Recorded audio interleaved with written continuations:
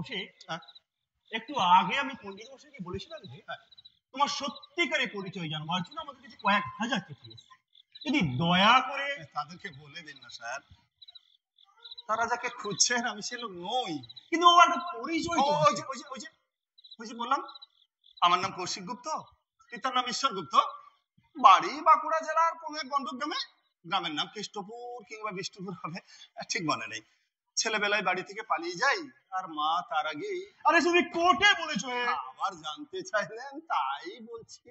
আমি জানতে চাই তোমার সত্যিকারের পরিচয়। মনে করো তোমার মা তোমার খবর তো করছো না দিনরাত। ছেলেবেলায় মা মারা গেছেন স্যার। তাহলে কে আছেন? ভাবছিলেন বছর 3 আগে শুনেছি উনিও দেহ রেখেছেন। যাক, তোমার এই টাকাগুলো কি হবে বলতো? টাকা বলবো স্যার, বলবো, নিশ্চয়ই বলবো। আর কবে বলবে? ওই যে দেখছেন ওই দরজা দিয়ে তো একটু পরে আমার মহাপ্রস্থান। তো ওই দরজা দিয়ে বেরিয়ে যাওয়ার আগে আপনাকে আমি নিশ্চয়ই বলে যাব। মেয়েটিকে ভালোভাবে সার্চ করেছো? হ্যাঁ স্যার, ভালোভাবেই সার্চ করেছি। ঠিক আছে, ওকে নিয়ে পাশের ঘরে অপেক্ষা করো, আমি ইশারা করলে ওকে নিয়ে এসো। Okay sir. Koushik, jail super একজন মেয়েকে পাঠিয়েছে। মেয়েটি দাবি করছে সে তোমার ছোট বোন। বলেছি তো স্যার, আমার কোনো বোন নেই। সে কথা বললে তো হবে না বাবা। মেয়েটি গভীর রাতে জেল সুপারের সঙ্গে দেখা করে, যে করে হোক তাকে রাজি করিয়ে স্পেশাল পারমিশন নিয়ে এসেছে।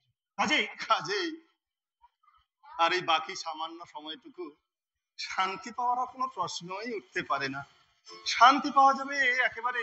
মেয়েটি কোথেকে এসছে আন্দাজ করতে পারো? জ্যোতিষ জানা থাকলে আন্দাজ কেন স্যার, বলেই দিতে পারতাম। মেয়েটি এসছে শিলিগুড়ি থেকে, যেখানে তোমার বাড়ি।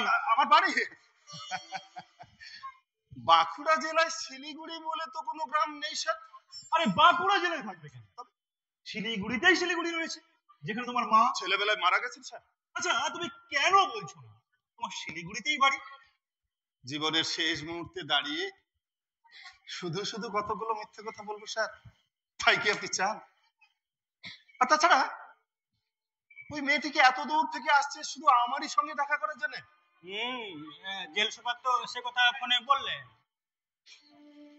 একটা আশ্চর্য ব্যাপার দেখুন, 8 মাস আগে আমাকে কেউ একবার মুখ তুলেও দেখেনি, আর আজ এত দামি জিনিস হয়ে গেলাম যে আমাকে দেখার জন্য সেই 400 মাইল দূর থেকে ছুটে আসছে লোকজন।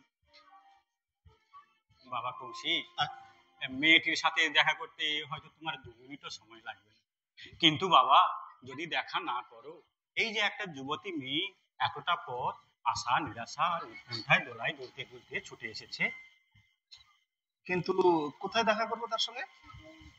এখানে? হ্যাঁ, একা? না না স্যার, আপনি নিশ্চিন্ত থাকতে পারেন,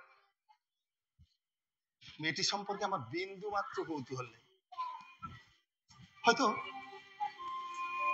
হয়তো কোনো গরিব ঘরের মেয়ে, হয়তো পকেটের মধ্যে একটা ছোট্ট রিভলভার কিংবা 1 পুরিয়া পটাশিয়াম সায়ানাইড নিয়ে এসেছে।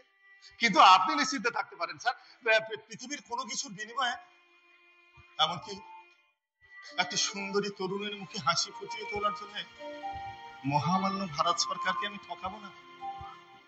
মহামান্য ভারত সরকার আমার জন্য যে পুরস্কার ধার্য করে রেখেছেন তা আমি হাসি মুখে গলা পেতেই নেব। বেশ, মেয়েটির সঙ্গে আমি তোমাকে একলাই কথা বলতে দেবো। ধন্যবাদ স্যার। কৌশিক, এরকম ঘটনা জেলের মধ্যে আগে কখনোই ঘটেনি। তবু তোমার আত্মসম্মানের উপর নির্ভর করেই আমি সম্মতি দেব। ভালো। কিন্তু বিরাজ বাবু ইয়ে মানে বলছিলাম কি, এটা কি ঠিক কাজ হবে? পণ্ডিত মশাই, আপনার উপর শ্রদ্ধা রাখা কিন্তু ক্রমশ কঠিন হয়ে পড়ছে। আচ্ছা, আপনি কি মনে করেন যে আমি ফাঁসির আসামি বলে এতই ঘৃণ্য চরিত্রের যে ওই মেয়েটিকে আগলা পেয়ে আমি এমন কিছু করবো যাতে আপনার বিরাজ বাবুর, ওই মেয়েটির, আমার আর জেল সুপারের মান মর্যাদা সব নষ্ট হয়ে যাবে? ছি ছি পণ্ডিত মশাই, ছি। মানুষকে যখন দেখবেন তখন তাকে ওই সাময়িক চুরি ডাকাতি খুন ইত্যাদি সাময়িক অপরাধগুলো দিয়ে না দেখে মানুষ ভগবানের অপূর্ব সৃষ্টি মানুষ বলেই দেখবে। দেখবেন তাতে কোনোদিন ঠকবেন না। এ কি হে, এত চমৎকার কথা বলছো অথচ লেখাপড়া জানো না বলছো? এ তো শোনা কথার পাণ্ডিত্য পণ্ডিত মশাই। এখনই নরশব্দের ধাতুরূপ বলতে বলুন, দেখবেন কাজ হয়ে গেছি। যাকে আপনি এক কাজ করুন বলে মশাই, হ্যাঁ হ্যাঁ কৌশিককে নিয়ে পাশের ডেপুটি ঘরে গিয়ে অপেক্ষা করুন। হ্যাঁ। ততক্ষণ আমি মেয়ের সঙ্গে একটু কথা বলে নিই। বেশ বেশ, ভালো কথা। এসো হে কৌশিক, এসো এসো এসো। হ্যাঁ। মহাদেব, মেয়েটিকে নিয়ে এসো।